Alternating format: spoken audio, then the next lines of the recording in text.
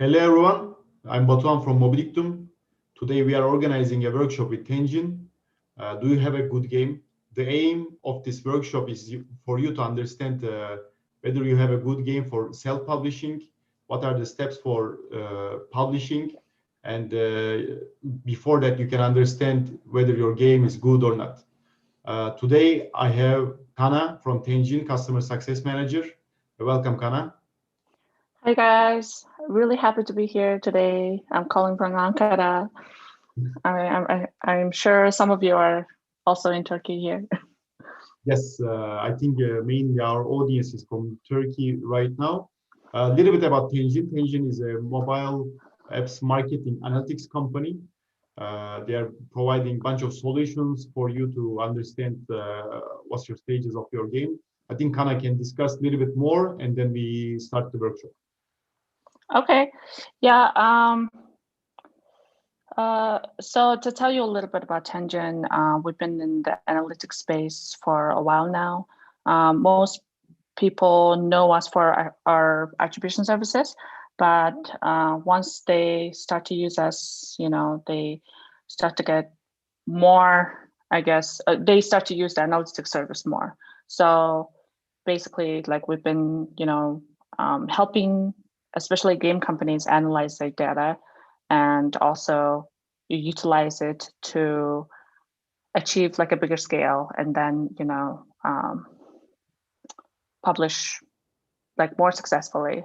So I've been personally like dealing with a lot of hyper casual and casual game developers in all around the world, and I have a lot of experience in training them and trying to show them the ropes. So today, me and Batuhan thought that it would be a really good idea to share this knowledge with everyone and also get some questions from you guys and talk about this in depth. Yes. Well, thank you for the introduction. Guys, I see by the names, I see some hyper casual studios, I see some casual studios. Please ask your questions if you have any in advance. I will be addressing these questions to Kana. There will be 3 sections for this workshop. I think like you don't have to wait. If you have any questions, just drop on the Discord chat and we'll be discussing after each section. All right, Kana, if you're ready, we can start. Okay, so I thought, just to build my report, I guess, I would like to talk about like how I got this experience, to talk about game marketing and then also evaluating how to test if you have a good game.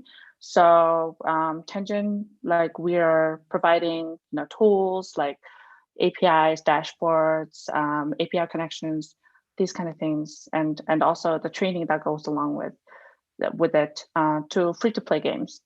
So free-to-play means they don't have to be subscribed to the game, and then they basically make their money of showing ads. And this would include like both like hyper casual and casual, and some even mid-core games. So just to get an idea about like how we kind of started out and who we consulted, I'm sure you see some names that you recognize. Batuhan, you see some names that you recognize, that these are our customers. So most of them, we've been working with them since they were like 2 people, like in a garage. And then especially coming from a developer background, and they would just come to us saying like, we want to start publishing our own games. We don't want to be like dependent on publishers anymore, because we will waste a lot of games that they put energy on, and then they want to learn how to publish it themselves. So we try to teach them how to do that, and how to analyze their data properly to make good bidding decisions. And also this might give you some idea that if you go to the free category in the App Store, in Google Play Store also, you will see that 7 out of 10 games that are on the top charts, they're Tenjin. They use Tenjin as their attribution provider or their analytics provider. It's a good traction. Yes, and there's a reason for that. Actually, it's because of this, because a lot of people struggle to make high amounts of money from one user through showing ads. And this is because we're most suited price-wise to support these kind of game studios, because they make really little money, and then they need to be like really precise in their analytics to, like just a 5 cent could mean like, the part of like breaking even or not.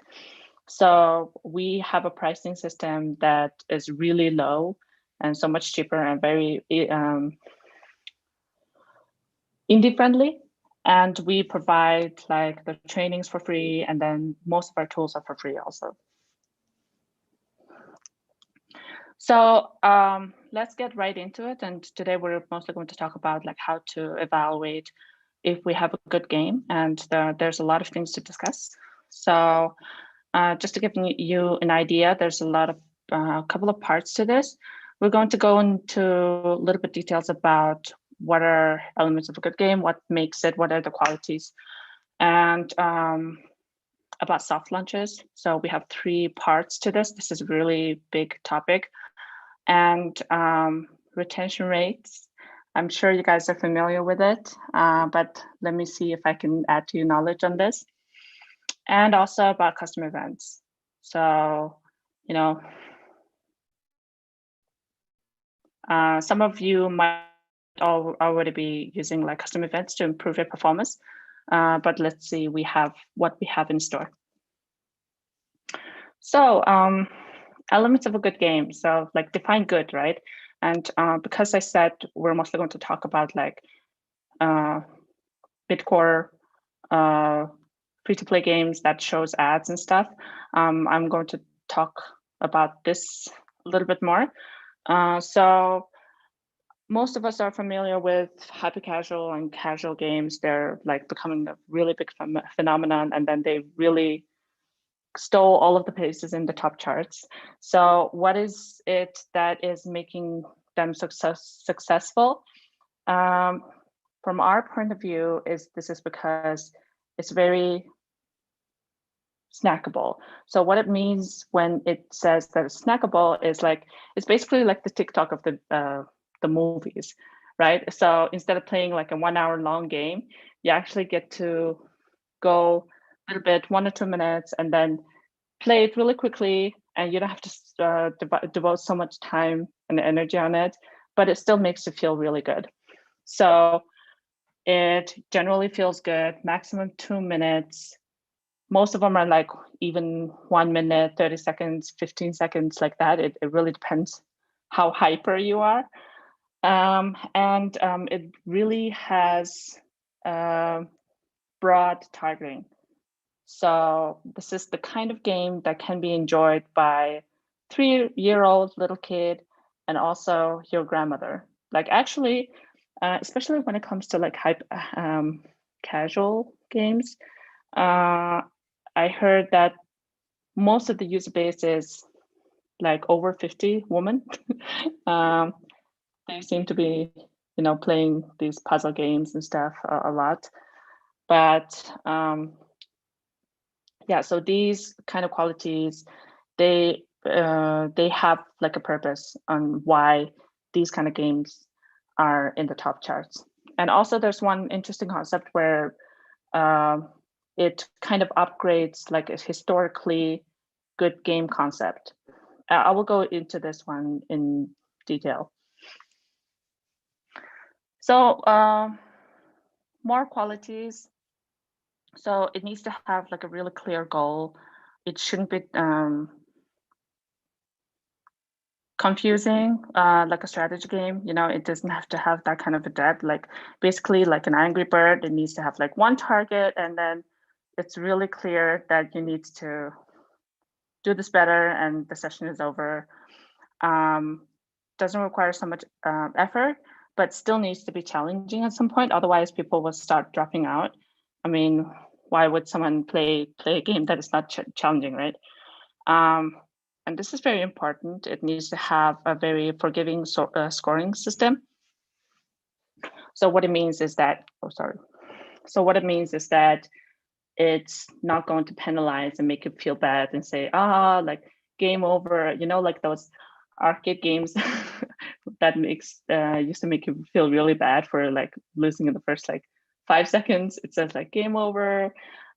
We try not to do that sometimes so much. We basically try to encourage people to play more because, if they keep playing, then they will watch an ad and you will make money, right? This is similar to what we've been discussing before, very broad targeting.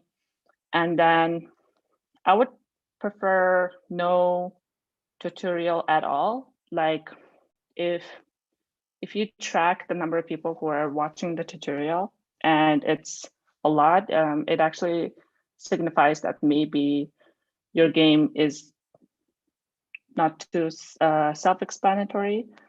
So it's better when people don't have to watch a tutorial to understand the game. And also minimal use of languages. So like I said, like we're trying to appeal to a global market.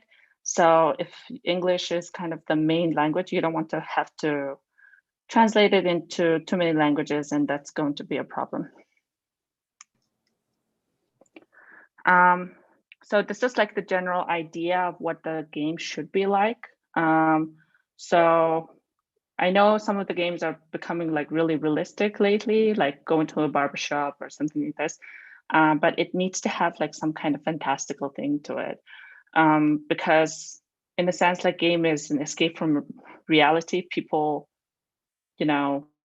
do that to not deal with the things at hand. So we want to make sure that it's more addictive and not boring like real life. We were escaping from reality with games, but we start making games in simulation, so we are going back to reality. Yes, maybe, yeah. Like personally, I like to do like a cooking game, and I feel really good that I'm really good at it. Maybe that's because I'm not really good at cooking in real life. So that's that.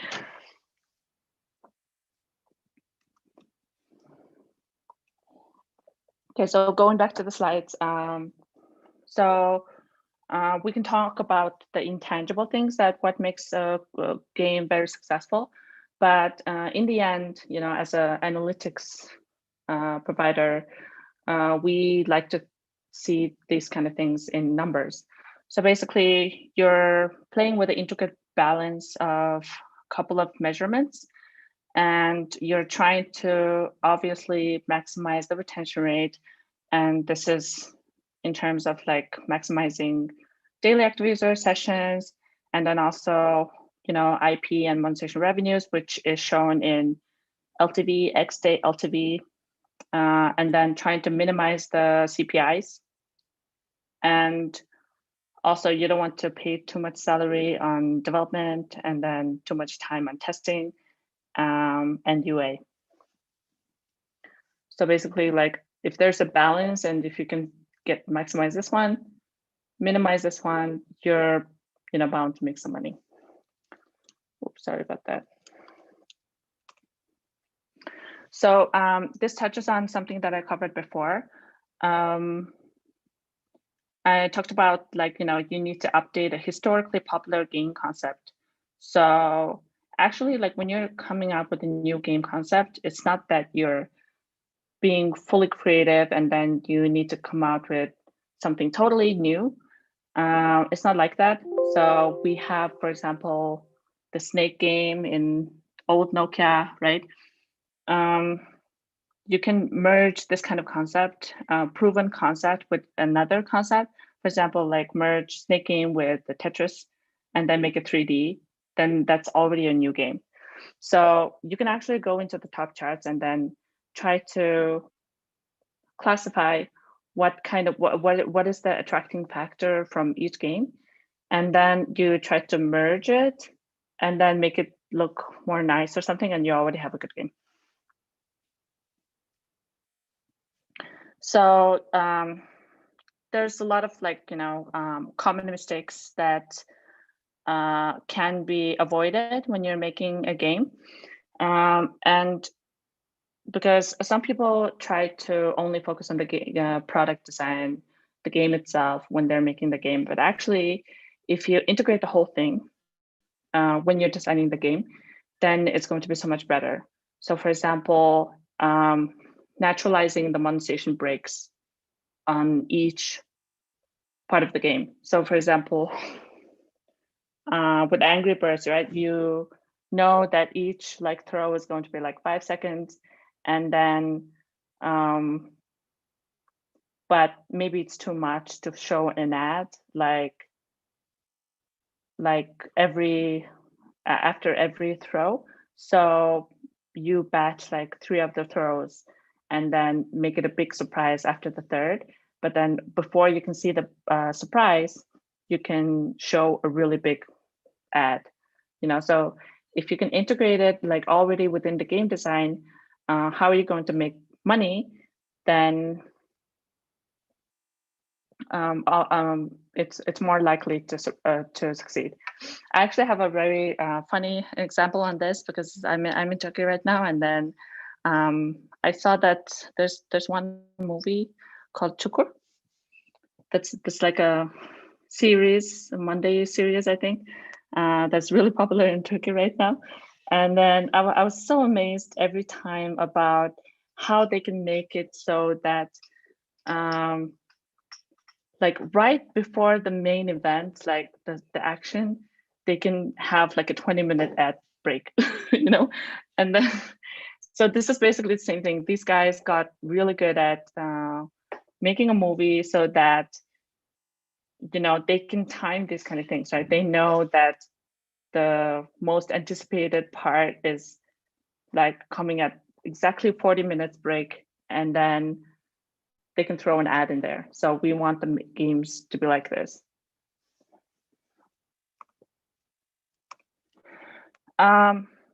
Yeah, so this is the next part is about soft launch. I was wondering, Batuhan, are we trying to go through some questions beforehand, or? Any questions from the audience? That if there is none, I will say something that's a really interesting catch actually regarding the Çukur and how the Turkish series is actually advertising. That's true. They put this 20 minutes ad before the last scene, and the last scene is usually a recap of the previous scene a little bit, and then 1 minute of the final scene. But they force you to watch it. So that's really interesting. So it's really the game developers have to consider that you don't add the ads when you finish the game, but merge it with your game design. Yes, that's exactly what I'm trying to say. Yeah. It's a very strange example, but I think it made sense. I hope it made sense. It explains. All right, I don't see any question right now. I think we can move to the second topic. Yeah, I think we can bundle all of the questions together at the end of the session. That will be better, maybe. So the next part is about soft launches. So soft launches, once you've designed a game and then you want to test it, I guess more objectively within your team, if you're going to spend the money on investing and acquiring users for this game, right? So there's a lot of different ways to do it, but this is just one example of how some people do it. So basically, a soft launch is like a test launch before the global launch, right? We want to test about, what we can expect, and then if it's going to work at all. So basically, there's three kinds of soft launches. There's the product soft launch, the monetization soft launch, and user acquisition soft launch. So together, they're called soft launches. But a game needs to satisfy all of these three soft launches to have a real global launch. So let's get into first about the product soft launch. So how it's supposed to help you. So this is usually used to test game retention. You want to see how sticky the game is. Like, you might have an opinion that the game is really good, but then if people keep dropping out after the first day, and on day 2 there's no one playing the game, then you will have to question, is this game a really good game? Or maybe it's too specific to some niche. That's also another problem. So generally, you just want to test game retention. So the retentions are day 1 retentions, day 3 retentions, and day 7 retentions for hyper-casual and casual games. And this also helps you identify suitable audiences. Obviously, this is not really relevant to hyper-casuals because you're just trying to throw a big net out there and then try to see what you can catch. If you're like mid-core or casual, maybe it can help you figure out, should I be targeting like males or females or people of a certain age? And also should tell you which creatives to use. So you can have a result like, okay, the red background creative can be more successful than the blue background creative. And at the end of the soft launch, you should know these kind of things. It will help you also define in-app milestones. So what it means is that you start to see some figures about like where people are dropping off, where people are not reluctant to, or maybe where people are stuck in terms of like product.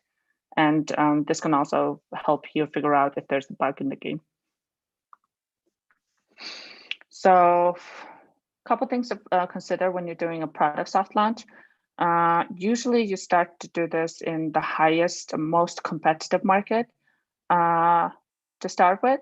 So this would be the US market, and you start always by Facebook.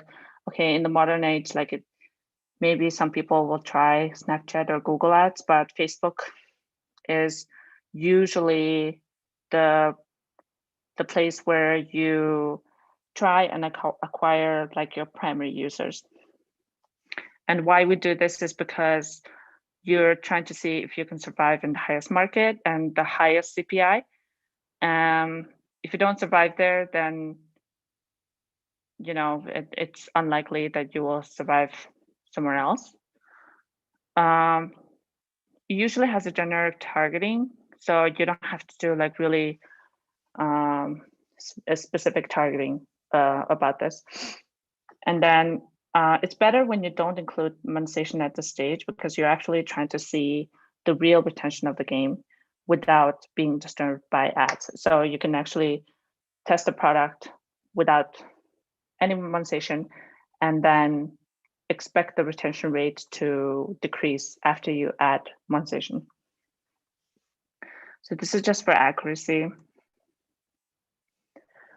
So about the timeline, you basically, your goal is to identify like target set of users and then also to lock down CPI, because if you gradually, start to acquire users and then you start to get more CPI, then the soft launch is basically pointless because it didn't tell you anything about how much you're going to spend to acquire each users. So basically you just identify, okay, I'm going to do like a generic targeting, and then the next day you try to break it down. Okay, I'm going to break it down into male and females, and then maybe into like certain ages, and see which creatives do better with which targets. So key things to control are the retention rates for day 1, day 3, and of course the CPI. And then you move on to the monetization soft launch. So the monetization soft launch is supposed to help you figure out what kind of ad type and frequency is enough to keep the user. So you can be testing a lot of things. For example, how many rewarded ads at what point, how many banner ads, and then if you see like a sharp drop in retention rate or number of users after an increase, then you can say, okay, this is like the maximum threshold of what my user is willing to tolerate until they say, you know, this game has too many ads, I'm annoyed with it, I'm going, right? Also, this is supposed to help you determine the LTV. So here we're mainly talking about the ad revenue LTV. So basically you can say, okay, day one, I can expect like 9 cents. By day 3, I can expect like 20 cents, and try to maximize this number. It will also help you identify more suitable like geographical regions, because in every country, the LTV is going to be different because obviously the eCPM is going to be different. And so how you do this is it's the opposite of the product soft launch. So basically you start to monetize in the cheapest monetization eCPM countries first. So this would include like Colombia, India, Mexico, Brazil, these kind of countries, usually called like third tier. So maybe you can show like 10 ads in these countries and then see the maximum LTV that you can score and see if you can keep lower CPI also in these regions. So what happens in the soft launch is first you test any mix of like 10 ads, and then you're controlling the LTV, the retention rates, CPI, and then you try to increase it, and then you also control this. You keep increasing it basically until you see, okay, it's not worth it. This is too much. And moving on to the user acquisition soft launch. So this is supposed to help you keep a stable cost per install as you scale. So this is a little bit different than the product one because sometimes you say, okay, I can expect to spend like 20 cents on Android install in this region. But then once you start like really scaling and trying to acquire like millions, then this number tends to increase. So we want to also test this, that it doesn't become like $1. And also this should allow you to test different like channel mix. So every game is going to be different. Some games do better with Facebook, some with like AppLovin and Iron Source. Some actually do better with like web to app kind of downloads. So this will help you determine this mix. And then also target determining, you know, what kind of CPIs you can expect for the region. Yeah, so this is kind of similar to the product soft launch. Basically, you're going to start out with the most expensive market out there and then start high, look at the ROI, see if you're making money, and then gradually try to increase the budget by 10% each day. Because if you make a campaign and then it's successful and then you say, okay, I'm going to duplicate it like 10 times and then run it at scale because I want to acquire 10 times more users than before, then you know, ad networks like Facebook is actually going to increase your CPI. So you don't want that. You want to kind of cheat the system and increase the budget really slowly so you can keep the CPI under control. Does that make sense, Bathan? Yes. Couple of you. First of all, you were disconnected for 15 seconds. If you can go back to two previous slides, because there's a question about that. Okay. And probably the previous one. But this is available on Tenjin platform, right? Is this available on Tenjin's platform? So this is the kind of training that we provide for our customers. Usually once they come in and they don't know any information about like how they're going to do like user acquisition or monetization. And then this is where we start them off with, and then we talk about it, change things, update our slides, okay. this kind of. Well, dear audience, you can sign up to Tenjin's platform and then you can get a call for the onboarding process.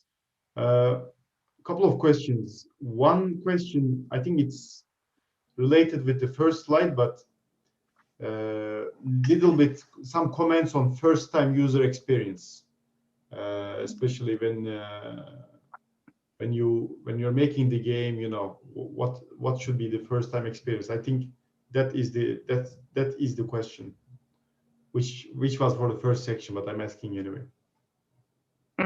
The first-time experience. There's a lot of different things that the companies, you know, that I've consulted with have found success with. So some people, they try to monetize right away, right? Because they want to make sure that they make their money back. There's also another trend to not show any ads. So basically trick the user until, you know, they're committed to the game and make them really love the game. I think there's a really deep discussion about, you know, should the creatives match the game? Also because there's a lot of guys out there who are making different creatives than the game itself. Like when you download the game, it's actually a different game, or it, you know, that kind of thing. I heard that sometimes it works and sometimes it doesn't work. So yeah, there's a lot of things that you can do, right? I think from my side, it's you're trying to impress the user and not get deleted, right? So maybe when you're bored, the user will open up the game again and play, hopefully. Does that answer the question? I think so. I think it makes sense. I'll go to next question. Why do we go from higher CPI to lower on user acquisition soft launch, but we did the reverse on monetization launch? So I think this is the part that I got cut off. So this is because in the US market, it's going to be the highest CPI that you can imagine, like in the world. And then also it's going to have the highest LTV. So it's kind of a challenge. You only make money when your LTV is higher than your CPI, right? And your CPI or LTV is not something that you can control really easily. So if you can make sure to keep the CPI low enough in US, then when you scale, it's not going to be such a problem. For example, like in India, sometimes you can acquire a user for 1 cent, and it's really easy to monetize and break that, right? You don't want to go from India, test it, and then go to US and say, oh, I'm actually losing money. But I've seen some game developers, they do the opposite also. So I guess they don't do the user acquisition soft launch. They just do like the product soft launch in where is it?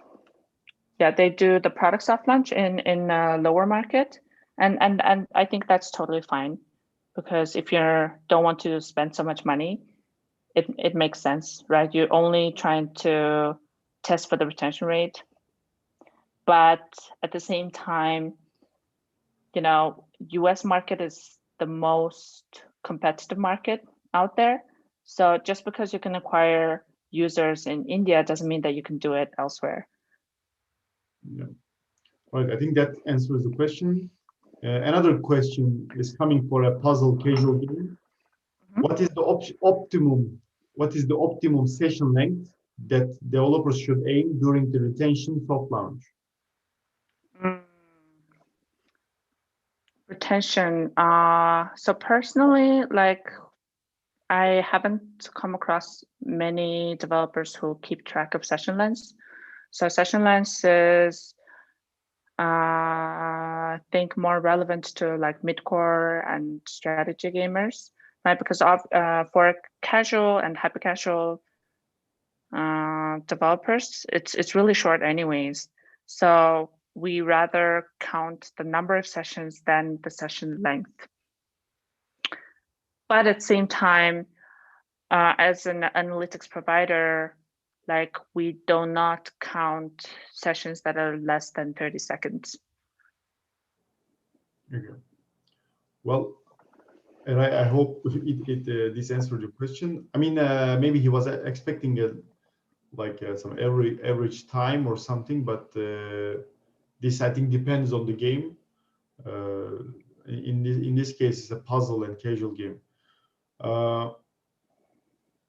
There's another question. Okay. For the monetization soft launch, what do you think the expected soft launch length if the game is monetized with in-app purchase only? Some numbers if you have.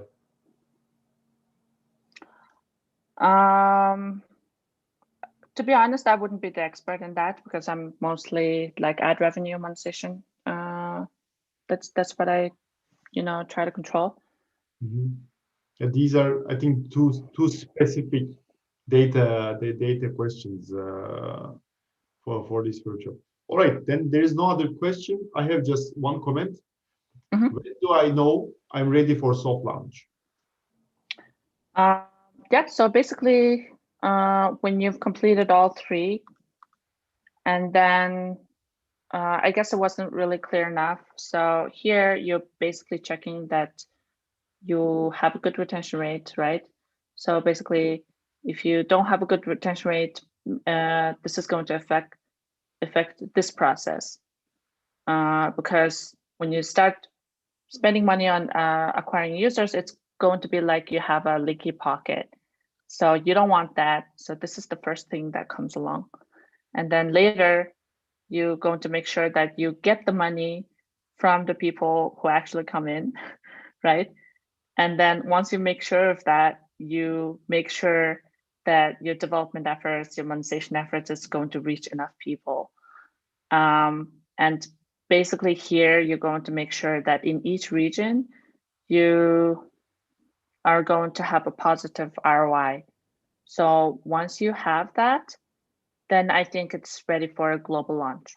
Even if it's like a small percentage, you can already start launching globally on regions that you can see a positive ROI, and include your other expenses like overhead expenses in your in the margin.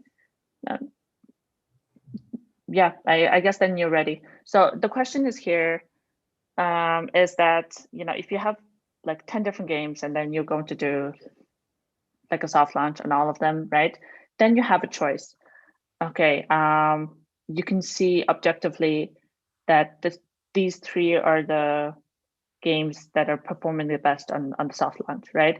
But if you have like two games, then it's a really different question, I think. You have to choose if you're going to be happy with like, I don't know, 5% margin, but acquire like 5 million users and see if you have like enough cash to do that, right? Or would you rather wait and develop more games because you know that you can beat that margin? Makes sense. Your answer is actually about if I'm ready for the global launch. Yep. But but while you are speaking, my question was, how do I know when I'm ready for soft launch? But I think when you were answering the question, I got my answer. Well, you never know. If you believe that the game is ready for product launch, then you start testing already. So we can say like MVP or minimum prototype, then you can start testing. Because no matter what, based on your scope, if you think the game is ready for testing, you start the testing, and based on the feedback, you start improving. So I think, sorry, you were cutting off a little bit. I didn't catch that last part. No problem. My question was like, how do I know if I'm ready for soft launch, the product soft launch, specific to product soft launch?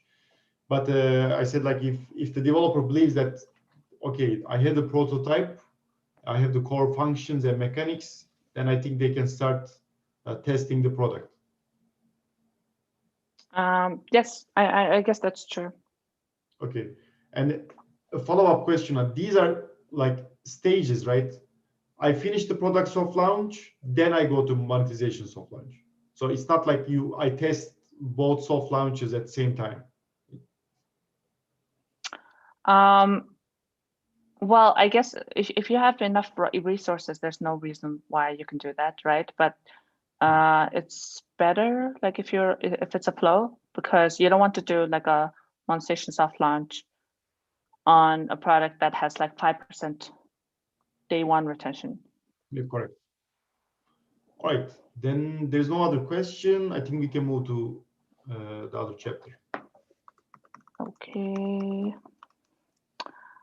Yeah, so we're talking about retention rates a lot.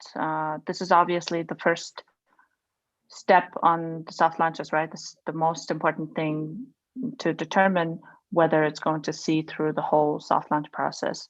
So, a lot of there has been some kind of a direction in the industry about like, okay, it's not about the product anymore. You can advertise like really shitty, games. If you have good marketing, you can do that.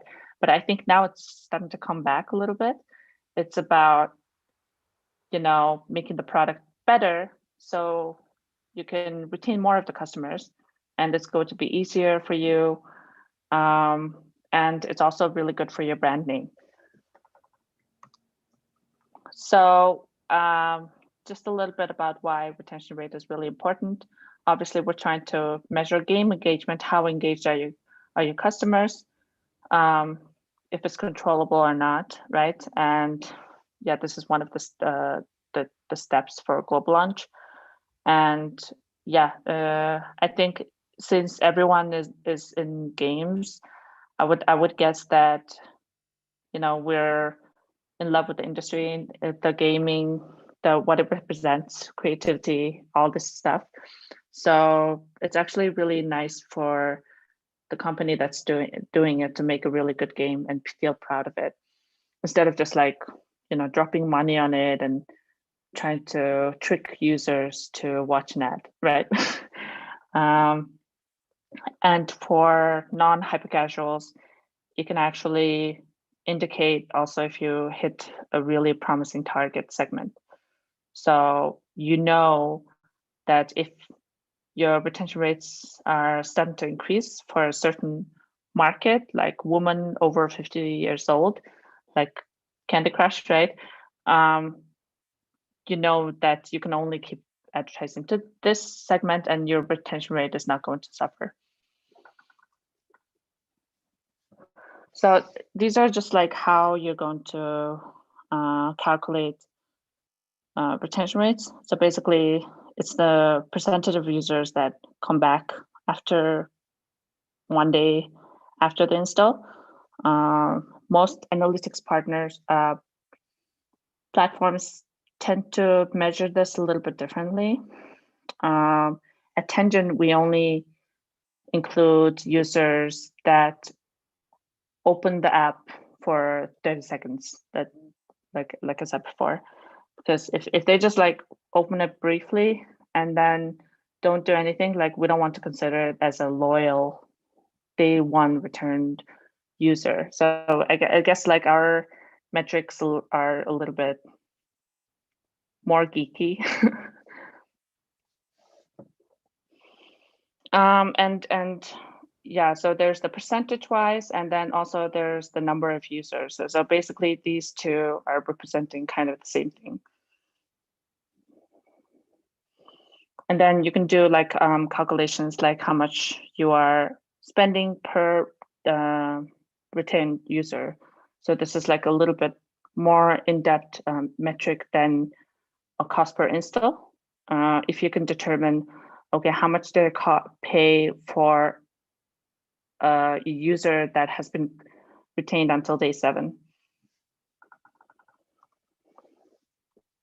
So there's a lot of talk about like what is a good retention rate, what is enough, what is not enough, and obviously there's in the industry there's 2 kinds of retention rates. So this is talking about relative retention rate. So relative retention rate means that a full 24 hours has passed after the install for this user to be considered a day 1 retained user. Absolute is different. Absolute is like UTC calendar wise. So for example, if a user installs a game at 11:59 at night, and then this user, after 2 minutes, there will be day 1 retained user. So I think it's up to the developers which one they want to rely on, if they want to use like a relative retention rate or absolute retention rate. But, you know, coming from an analytics background, like I like to think, keep my data really reliable. So I would want at least a full 24 hours has passed to pass, so I can say that, okay, this user likes the game enough to come back after a full 1 day. So for example, obviously relative retention rate, then it makes it a harder metric. So like it's always going to be lower than absolute retention rate in a sense. So day 1, well, from what we've seen, if you've got at least like 30%, it's a good indicator. And then day 7 should be about half of this. And the equivalent in absolute retention rates is maybe like 45%. So it's much higher, right? So for example, if you look at the retention rate on Facebook, it's going to say, okay, you have like 45% day 1 retention. But when you come to like Tangent platform or some other platform that uses relative retention rate, then you're going to see about 30%. But it's not to say that like if you're scoring 25% on relative, then you should throw out your game. You can still make money with it. But I would say, you know, this is like a target percentage that you should be aiming for. This is one small comment. Yep. Considering we have a lot of hyper casual developers in the workshop right now, you can see how challenging it is to hit those retention rates, because I know the publisher expectations from the developers from the game for a successful launch is a really competitive market. But if you have a casual game that has 35%, you can definitely work on to improve, right? If you have a casual game that is 35%, you mean? Yes, like you can work on it to improve on like after product soft launch or something like that. Yes, this is something that can be worked on. Yeah, so this is not set in stone. You can manipulate this in many ways. And this is also something that I'm going to cover a little bit later. And, you know, the next thing is that even if you have these kind of retention rates, if your CPI is too high, then again your game can fail the test, I guess, whether you move on to develop and improve this game. But this number is changing all the time, and you can also get it in our benchmark report. So we publish like all kinds of industry averages across countries, UA averages, eCPM averages per country, per channel, and it's usually up to date. Anyone can contact me for these. So yeah, like the general idea is that if you have like 25% here, it doesn't make sense to have like 5% day 7 retention rate and say like, okay, I have a really good game. Maybe you can work on it a little bit, because we want this one to be at least halved for happy casual. For casual, I think it can be a little bit higher than half. That would be ideal, but you can manipulate that also. Yeah, so let's say that your retention rate for day 1 is not reaching like 30%. What can you do, right? You can actually check for these kind of issues. So obviously bugs, technical issues. Maybe the campaign targeting is not precise. This is more for casual and mid-core. The game is not enjoyable enough. So that's pretty much self-explanatory. You can make it more fun. You can make it so that it's a little bit attractive for the user to come back, because some games are really fun, but just once, right?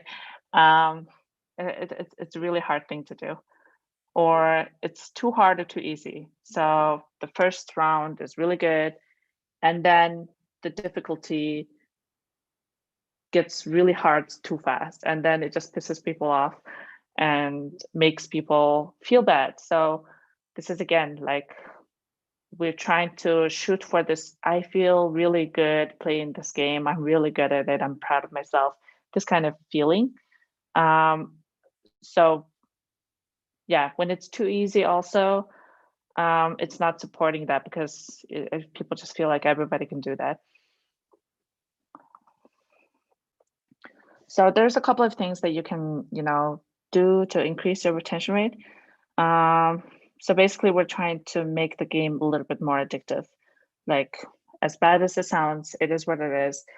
So what you can do is you can get some feedback. If you have like a direct messaging platform within the game, that helps, because some people might say, I don't like it, or you suck, or yeah, but that's feedback, right? But some people might actually tell you there's a bug here. Like, I cannot go from one level to the other, and that's huge. You can always add more levels. So this is another thing. Like, if you think that 20 levels are enough, maybe it's not enough, because they just finish it in the first day, and then they don't become like a 3-day user. Also, another thing is to have a save game feature. Like, it's kind of annoying trying to start from the beginning every time. So if you can save it, like we said before, if you don't have to devote so much time into the game, and then if the user feels like they can come back and continue the progress, then it's more likely that they will come back. And don't make it so niche, right? And try not to create like a creative fatigue, because sometimes like you're not seeing the same ad, but then you see a different ad and you think it's a different game, but actually you've already seen the ad for that game and you don't realize it, which is good. But you can also like always consider the trade-off between the time and effort that it takes to develop a new game or trying to fix like a broken game, right? If it's not working, maybe it's time to move on. So this is like a very common issue is that some games, it just cannot retain any users beyond day 7. Like no matter what you do, it's just not happening. So there's actually a trick to battle this, like what you can do. I personally don't recommend it, but then if you've already spent the money and energy and time to develop a game and then it's not reaching day 7, then here's a strategy to at least try to make some money on it. So what you can do is to seek really low CPI target regions. So like India, Brazil, Colombia, these kind of countries. Because you can actually make sure that you're going to acquire the users cheaply and then monetize it. So basically what you're going to do is that you're going to maximize the monetization in like the first 3 days. So this is not good for the user. At the end of the day, like nobody wants to be bombarded with ads, but you know, I guess it's better than throwing out the game completely. So you see how much LTV you can get in the first 3 days, and you just aim to make the money back in the first 3 days, and then try to move on to your next game. But always, you know, like rewarded ads are the most user friendly, I would say, because it's not so intrusive, and then you know it's giving a little bit of a motivation for the players. So if you end up doing this, you know it will be better if you do this through rewarded ads. Yeah, so I know that we're kind of like short on time. I think we're already over. Yes. Let me just cover this really quickly. So I talked about there are some custom events that you can test your game, right? This is on all levels in monetization, product, and also in UA. So custom events are basically things other than number of sessions. A lot of people use product analytics like Firebase and game analytics, right? And they can tell you things like how many levels, you know, is a user completing and stuff. And you can actually keep track of these custom events to make sure that the quality of the game is in check.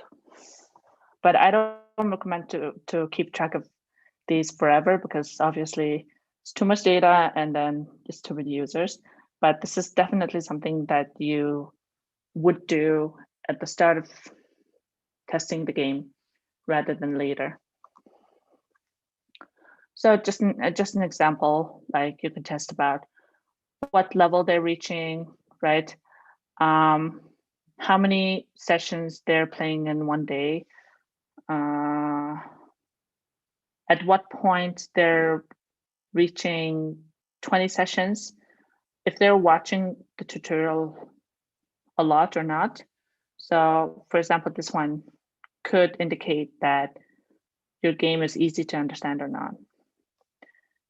Claiming X number of extra lives. So this also kind of gives you an indication of when you start monetizing through rewarded ads, are people going to be happy about it? Do they need like extra lives, or maybe you gave too many lives for free and they don't need it? So it gives you kind of a chance to adjust these kind of things. Yeah, so on the monetization side, you can keep track of which ads are being watched. So have watched 5 rewarded videos, right? This is what I've discussed before. How many interstitial ads? Actually, relating to the question before, one of you guys have asked about how long of a session is like a good session length, right? You can measure it in terms of which ads they watched in the first session or something. So that's it. I'm open for questions. Thank you. Well, Here's my email. well, thank you, Kana. Dear audience, do you have any questions before we wrap it up? Well, I don't see anyone typing right now, but I will say one thing, like these are obviously really valuable key points, and make sure your publisher is educating you on these topics so you can actually improve yourself. If not, find an investment and work with Tangent directly, and you can scale up your own game. Yes, I would say that people who are published before with big publishers, there seems to be like a misconception that marketing is too hard, right? I mean, it is hard, but it's not as hard as you think it is. And as long as you have the right tools and really good, analytics, then it's going to be okay. Especially being able to measure ad revenue LTV is really important. And then also figuring out if you're, having a positive ROI.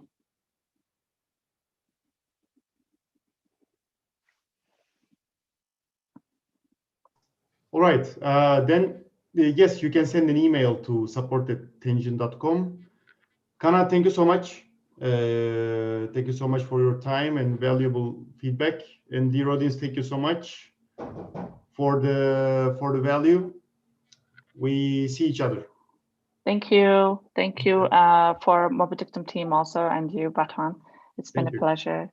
Hope to see you soon. Bye. Bye.